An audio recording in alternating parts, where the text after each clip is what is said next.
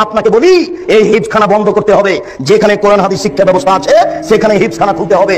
এই ছেলেটাকে আপনি কেন হাফেজ করলেন? এর বয়স হচ্ছে 16 বছর, মাথায় একটা উঁচু টুপি দিয়েছে, তার উপর একটা রুমাল দিয়ে মানুষের বাড়িতে মিলাদ করে বেড়াচ্ছে, কোরআন মাজিদ পড়ছে আর ভালো কিছু খাবার দিচ্ছে, 200 টাকা পকেটে দিয়েছে, একবার খুশি হয়ে গেছে, চিৎকার করে আমার বাপের নামে দোয়া করে চলে আসলো। এ জাতি কি করতে পারে? যে চলিসা করে বেড়াই, যে কুলখানি করে বেড়াই, যে মানুষের দোকান করে আপনার উদ্বোধন করে কোরআন মাজিদ পড়ে, যে মানুষের বাড়ি উদ্বোধন করে কোরআন মাজিদ পড়ে, সে হাফেজ দিয়ে কি হবে? সেই হিফজখানা বন্ধ করতে হবে। এই সামাজিক জাহেলিয়াত, এই ধর্মীয় জাহেলিয়াতের জন্য এই 3 নম্বর শ্রেণীর ছেলে দেওয়া হবে না। একেবারে বলিষ্ঠ কণ্ঠের, একেবারে নির্ভীক সেনা, যার অন্তরে কোনো ভয় ভীতি থাকবে না, যার বিদ্যের সামনে পৃথিবীর কোনো বিদ্যা টিকবে না, জাকির নায়কের মতো পৃথিবীর কোনো বিদ্যা তার সামনে টিকবে না, এবং নির্ভীক সেনা হবে।